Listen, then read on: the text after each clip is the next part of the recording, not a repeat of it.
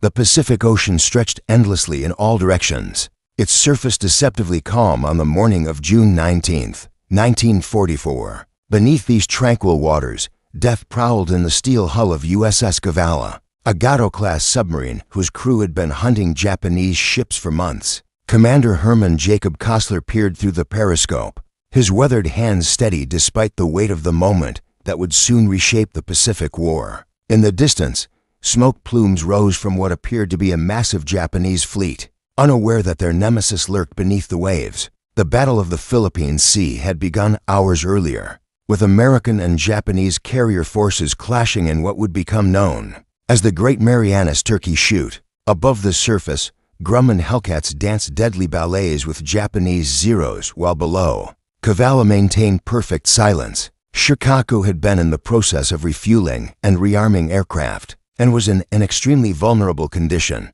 making her a prime target for any prowling submarine. Kostler knew that timing would be everything in this deadly game of underwater warfare. The submarine had been commissioned on February 29, 1944, and this would be her first major engagement. Her crew of 81 men had trained relentlessly for this moment, understanding that their actions could influence the course of the war. The Kavala represented the pinnacle of American submarine technology, equipped with advanced sonar equipment and carrying 24 Mark 14 torpedoes that could send any enemy vessel to the ocean floor. As reported in various naval warfare archives, the Japanese carrier force was operating under the command of Admiral Jisaburo Ozawa, who believed his mobile fleet could still challenge American naval supremacy in the Pacific. The Shōkaku, launched in 1939, was one of Japan's most formidable aircraft carriers. Having participated in the infamous attack on Pearl Harbor, her displacement of 25,400 tons made her a valuable prize. But more importantly, she represented the backbone of Japanese naval aviation power. Kostler adjusted the periscope carefully, knowing that even the slightest disturbance on the surface could alert enemy lookouts to Kavala's presence. The Japanese destroyer escorts surrounding Shōkaku were vigilant, their sonar operators scanning the depths for any sign of American submarines. However, the chaos of the ongoing air battle above provided perfect cover for Kavala's approach. The submarine's diesel engines had been shut down hours ago, and she now operated solely on battery power. Ghosting through the depths like a mechanical predator, the crew worked in absolute silence, each man understanding that their lives depended on maintaining perfect stealth. Torpedoman 3rd Class Robert Hall checked his weapons for the 10th time that morning, ensuring that every torpedo was properly armed and ready for launch. The submarine's torpedo rooms contained enough firepower to sink multiple enemy vessels, but Kostler knew they would likely get only one chance at their primary target. Intelligence reports had indicated that Shōkaku was operating with reduced fighter cover, having launched most of her aircraft in the morning's offensive operations. This information, gathered through coded radio intercepts and reconnaissance flights, suggested that the carrier would be particularly vulnerable during refueling operations. The timing of Kavala's attack would need to be precise, striking during the brief window when Shōkaku's defenses were at their weakest. The morning sun climbed higher as Kavala maneuvered into attack position, her crew maintaining the deadly silence that separated professional submariners from novices. Through the periscope, Kostler could see the distinctive silhouette of Shōkaku growing larger, her flight deck bustling with activity as aircraft returned from morning sorties. The carrier's escorts formed a protective screen around her, but their sonar sweeps had failed to detect the approaching American submarine. Every few minutes, Kostler would lower the periscope to avoid detection, relying on dead reckoning and sound bearings to maintain his approach vector. The submarine's plotting room became the nerve center of the attack, with navigation officers calculating range, bearing, and speed of the target. Lieutenant Commander Frank Walker, Kavala's executive officer, coordinated the attack preparations while maintaining strict noise discipline throughout the boat. The crew had rehearsed the scenario dozens of times during training exercises, but the reality of combat added an edge of tension that no simulation could replicate. At 11:18, after only having to raise periscope 3 times, and at a range of 1,200 yards, the Kavala unleashed a salvo of 6 torpedoes, At the Shōkaku's starboard side, the moment of truth had arrived as Kostler gave the order to fire, and the submarine shuddered slightly as compressed air expelled the deadly fish from their tubes. Each torpedo carried a warhead containing 643 pounds of Torpex explosive, enough to tear massive holes in any ship's hull. The Japanese carrier continued her operations, unaware that death was racing toward her at 46 knots. Shōkaku's crew was focused on recovering aircraft from the morning's combat air patrol, with flight deck personnel guiding returning fighters and bombers onto the ship. The carrier's damage control teams were also dealing with minor battle damage from near misses by American dive bombers earlier in the day. This distraction would prove fatal, as lookouts failed to spot the incoming torpedo wakes until it was too late. Cavala's sonar operator reported good runs on all 6 torpedoes, their acoustic signatures indicating straight, hot tracks toward the target.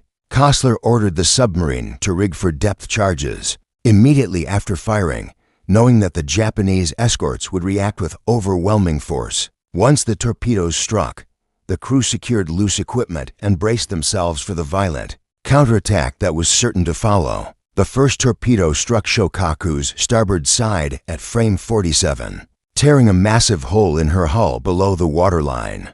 The explosion sent a towering column of water and debris skyward, visible from miles away. Within seconds, 2 more torpedoes found their mark, with the second hitting near the island structure and the third striking aft, near the flight deck edge. The carrier's fuel systems, fully loaded for flight operations, ignited in spectacular fashion as aviation gasoline fires spread throughout the ship.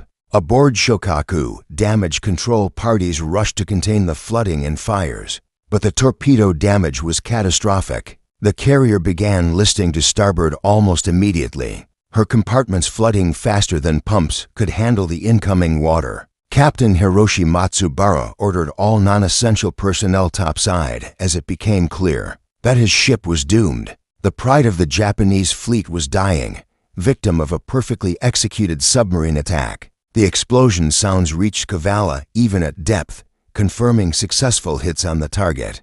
However, there was no time for celebration, as Japanese destroyers closed in on their position, depth charges beginning to detonate uncomfortably close to the submarine's hull.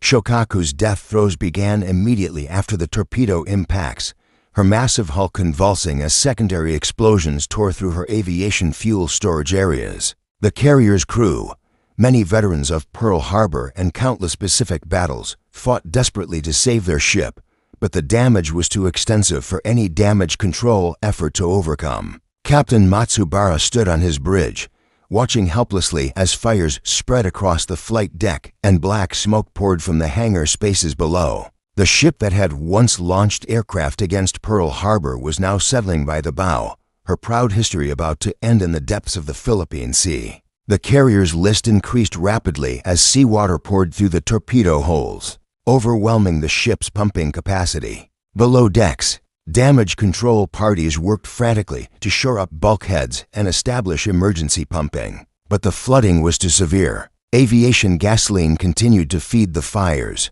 creating an inferno that made much of the ship uninhabitable. Flight deck personnel, who had been servicing aircraft minutes earlier, now faced a choice between burning alive or jumping into the oil-slicked waters surrounding their dying ship. Emergency alarms echoed throughout Shōkaku's compartments as the crew prepared to abandon ship. The carrier's executive officer, Commander Takeshi Yamamoto, coordinated the evacuation efforts while Captain Matsubara remained on the bridge, determined to go down with his command. Life rafts were deployed as quickly as possible, but many crew members were forced to leap directly into the ocean as the ship's list made normal abandonment procedures impossible. The water temperature in the Philippine Sea was mercifully warm, but oil leaking from ruptured fuel tanks created additional hazards for survivors. From the escort destroyers, Japanese sailors watched in horror as their fleet's premier aircraft carrier succumbed to the submarine attack. Destroyer Yagi and heavy cruiser Haguro moved closer to assist with rescue operations, their crews throwing life preservers and lowering boats to recover survivors from the water. The sight of Shōkaku's destruction sent shockwaves through the Japanese fleet. As officers realized that their most valuable assets were vulnerable to undersea attack, even while under heavy escort, the ship continued to go down by the head, now with the stern vertical to the water. Burning and exploding, she sank into the deep.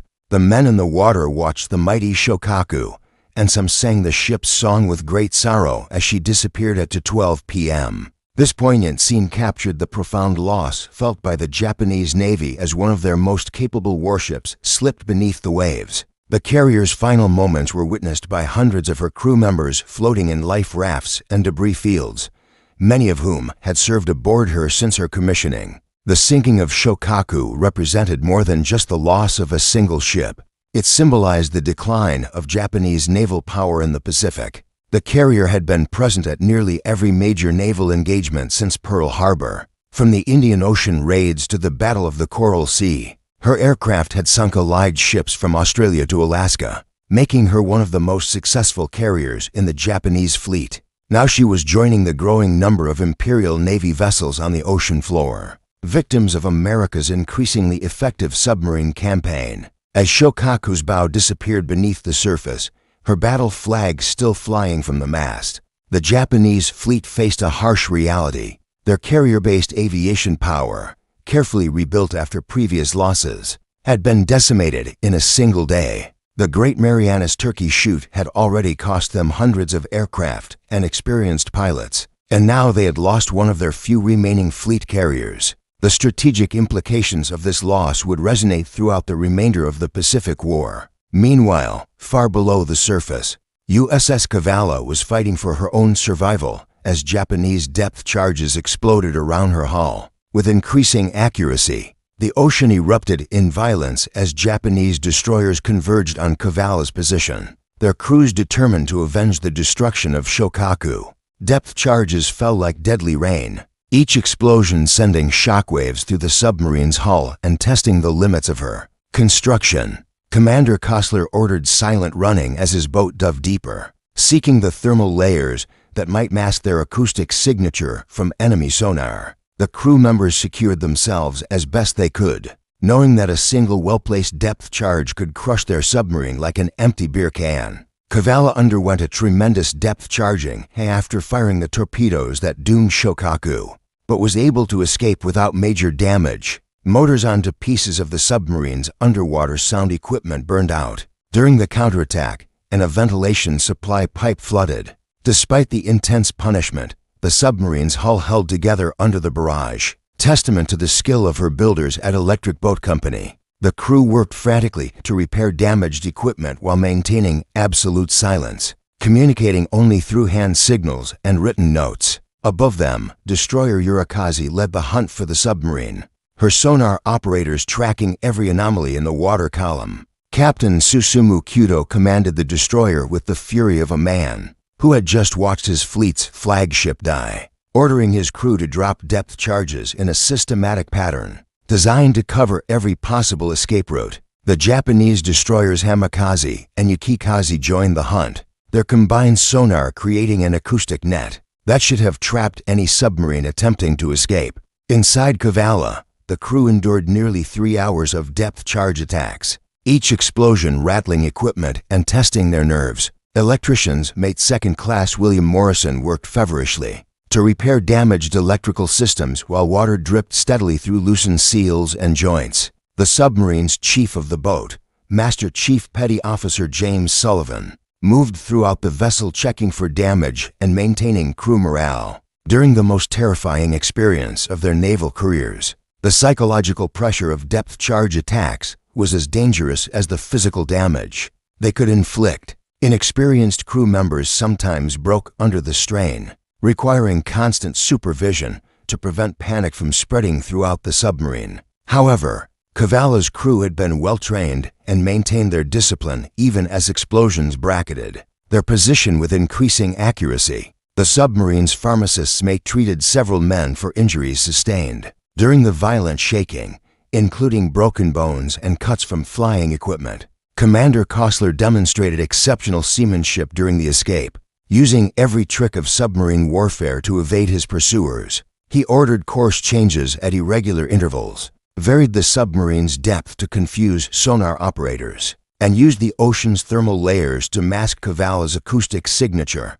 The submarine's crew responded to his orders with "proved irreplaceable," creating a death spiral for Japanese naval aviation that no amount of industrial production could reverse. USS Cavala's crew returned to combat operations with enhanced confidence and reputation, conducting additional war patrols that further contributed to the systematic destruction of Japanese merchant shipping and naval forces. The submarine's success in sinking Shōkaku validated American submarine construction and training programs while providing tactical intelligence that improved the effectiveness of other submarine operations. The lessons learned from the attack were incorporated into submarine doctrine and training programs, helping to increase the overall success rate of American submarine operations. During the war's final phases, the human cost of the engagement extended beyond military casualties to affect thousands of families. On both sides of the Pacific,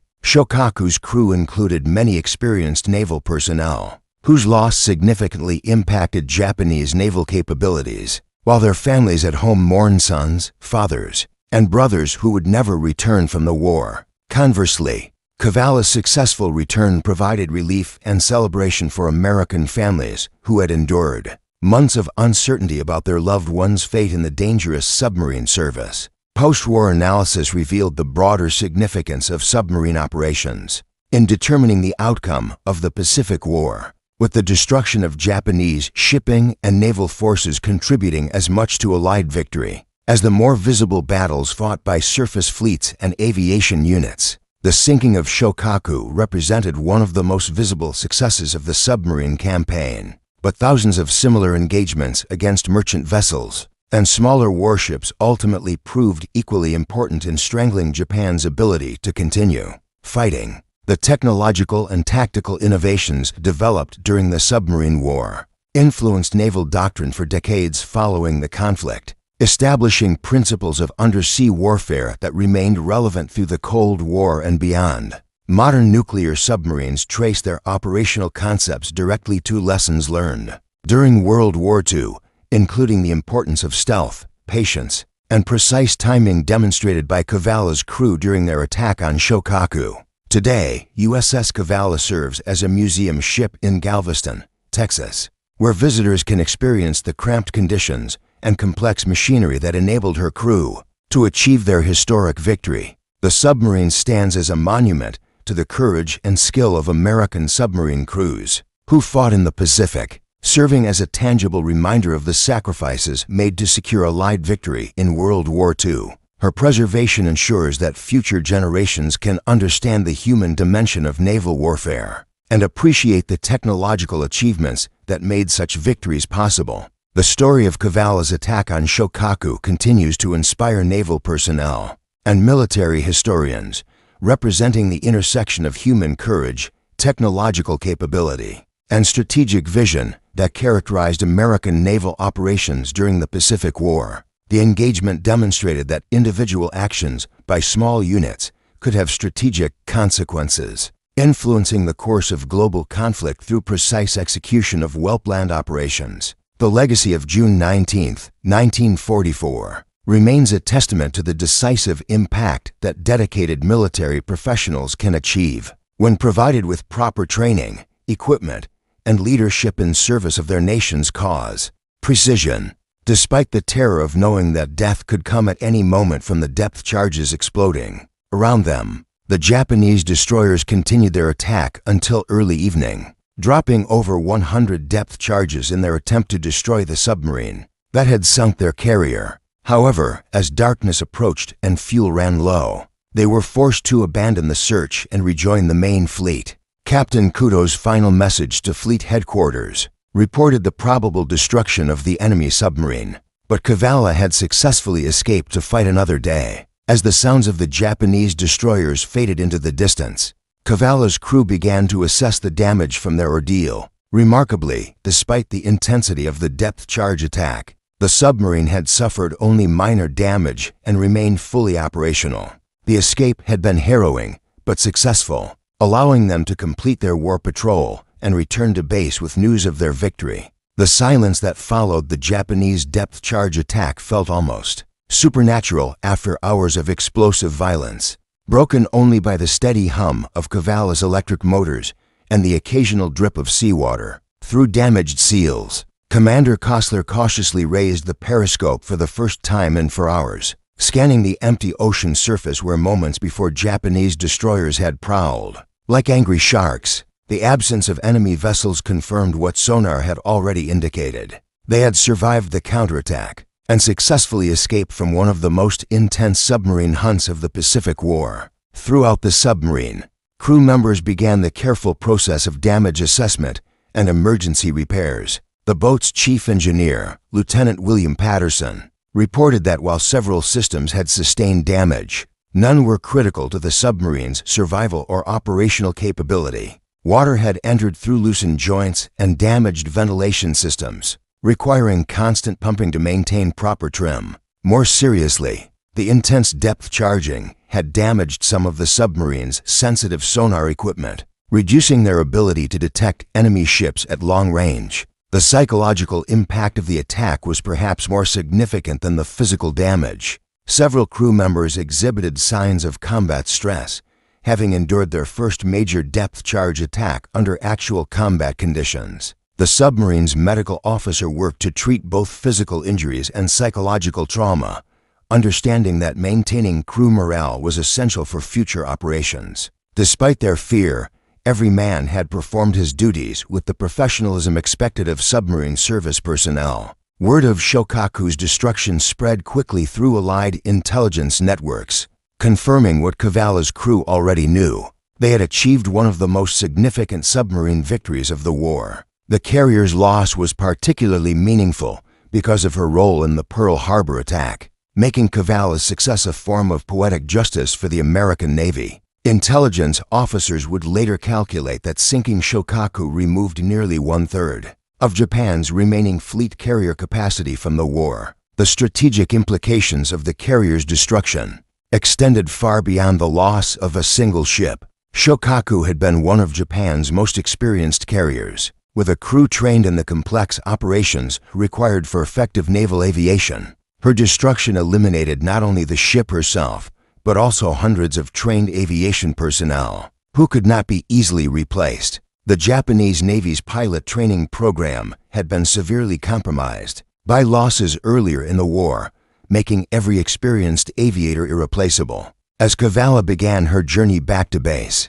her crew reflected on the day's events and their place in the larger Pacific campaign. They had participated in one of the decisive naval battles of World War II, contributing to what historians would later recognize as the effective end of Japanese carrier-based aviation as a strategic force. The Great Marianas Turkey Shoot had cost Japan over 400 aircraft and many of her most experienced pilots, while Cavala's attack had eliminated one of the few remaining fleet carriers capable of conducting offensive operations. The submarine's radioman finally broke radio silence to transmit a coded message to Pacific Fleet Headquarters, reporting the successful attack on the enemy carrier. This transmission would trigger celebrations throughout the American fleet, as news of Shōkaku's destruction spread among units that had suffered under her aircraft's attacks. For over 2 years, the psychological impact of the victory was as important as its strategic value, demonstrating that American submarines could strike successfully, even at heavily defended enemy fleet units. For the men of USS Cavala, the mission's success validated months of rigorous training and preparation, but also highlighted the deadly nature of submarine warfare in the Pacific. News of Shōkaku's destruction reached Admiral Chester Nimitz's headquarters at Pearl Harbor within hours, sparking celebrations throughout the Pacific Fleet as officers realized the strategic significance of Cavala's successful attack. The sinking represented far more than the elimination of a single enemy vessel. It marked another crucial step in the systematic destruction of Japanese naval aviation power that would ultimately determine the outcome of the Pacific War. Intelligence analysts immediately began calculating the long-term implications of losing such an experienced carrier, understanding that Japan's ability to conduct effective naval operations had been dealt another devastating blow. The timing of Shōkaku's destruction proved particularly significant. coming during the largest carrier battle in naval history. Naval aviation and anti-aircraft fire shot down nearly 480 Japanese aircraft, 346 of those carrier aircraft on June 19th alone. Combined with Cavallo's torpedo attack, the events of June 19th effectively eliminated Japanese carrier aviation as an offensive force capable of challenging American naval supremacy in the Pacific. The psychological impact on remaining Japanese naval personnel was profound, as they watched their most capable units systematically destroyed by superior American training and equipment aboard other Japanese vessels in the mobile fleet. News of Shōkaku's loss created a crisis of confidence among officers who had believed their escorts could protect fleet carriers from submarine attack. Admiral Jisaburo Ozawa faced the stark reality that his remaining carriers were equally vulnerable to undersea assault despite operating with supposedly adequate destroyer screens. The loss forced a fundamental reassessment of Japanese naval tactics, leading to increasingly defensive operations that surrendered strategic initiative to American forces. For USS Cavallo's crew, the journey home provided time to process the magnitude of their achievement while dealing with the psychological aftermath of combat. Many crew members had never experienced depth charge attacks before their encounter with Japanese destroyers, and several required ongoing medical attention for stress-related symptoms. The submarine's medical officer worked continuously to maintain crew morale, while treating both physical injuries and combat fatigue among men who had faced death repeatedly during their war patrol. The strategic ramifications of Shōkaku's destruction extended beyond immediate tactical considerations to affect Japanese industrial planning and resource allocation. The carrier's loss eliminated years of investment in naval aviation training and development, representing a sunk cost that Japan's war economy could not afford to repeat. More critically, the destruction removed one of the few remaining platforms capable of projecting Japanese naval power across the vast distances of the Pacific theater. American submarine commanders throughout the Pacific drew important lessons from Cavallo's successful attack, particularly regarding the vulnerability of enemy carriers during flight operations. The tactical intelligence gathered during the engagement would influence submarine doctrine for the remainder of the war, emphasizing the importance of attacking enemy vessels when they were most vulnerable to torpedo damage. This knowledge would contribute to additional carrier sinkings as American submarines became increasingly aggressive in their operations against Japanese naval forces. The sinking also demonstrated the effectiveness of American submarine construction and crew training programs that had been developed during the early years of the war. Cavallo's survival of the intense depth charge attack validated design improvements incorporated into Gato-class submarines, while her crew's performance under pressure reflected the high standards of the submarine services selection and training processes. These factors would prove crucial as American submarines continued their devastating campaign against Japanese shipping throughout the Pacific. As Cavallo approached her home base, her crew prepared to share their experiences with intelligence officers eager to learn every detail of the successful attack, knowing that their information would contribute to future operations against the increasingly desperate Japanese fleet. The submarine base at Pearl Harbor erupted in celebration as USS Cavallo surfaced in the early morning hours of July 4, 1944, her crew returning as conquering heroes after one of the most successful war patrols in submarine service history. The USS Cavallo is best known as the Avenger of Pearl Harbor and earned the prestigious Presidential Unit Citation for sinking the Japanese aircraft carrier Shōkaku, a vessel which attacked Pearl Harbor. Commander Kostler and his crew were greeted by Admiral Charles Lockwood, commander of Pacific Fleet submarines, who personally congratulated each man for their role in eliminating one of Japan's most dangerous warships. The intelligence debriefing process began immediately, with naval intelligence officers recording every detail of the attack for analysis and dissemination to other submarine crews. The information gathered from Cavallo's crew would influence submarine tactics throughout the remainder of the Pacific War, particularly regarding the vulnerability of enemy carriers during flight operations. Officers were particularly interested in the timing of the attack and the Japanese response. seeking to understand how future submarine operations could maximize their effectiveness against heavily defended enemy fleet units. Awards and recognition flowed freely for Cavala's crew, with Commander Kostler receiving the Navy Cross for his exceptional leadership during the attack. The entire crew was awarded the Presidential Unit Citation, one of the highest honors available to military units, recognizing their collective achievement in destroying such a significant enemy target. Individual crew members received various medals and commendations based on their specific contributions to the mission's success. From the torpedo men who maintained the weapons to the sonar operators who tracked the target, media coverage of the sinking was carefully managed by naval censors,